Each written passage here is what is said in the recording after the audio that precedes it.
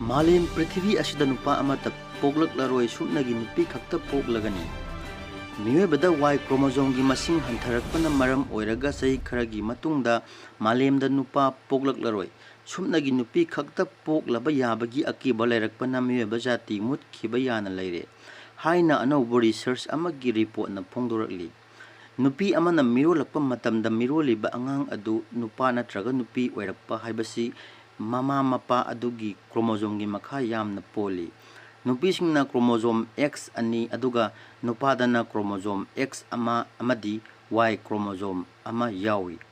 Nupi amadi nupa adugi XX chromosome thengnaraba matamda miroliba angang adu nupi oigani. Aduga XY chromosome thengnaragana angang adu nupa oigani. Haibadi nupa pokpada Y chromosome yamna mathau tai.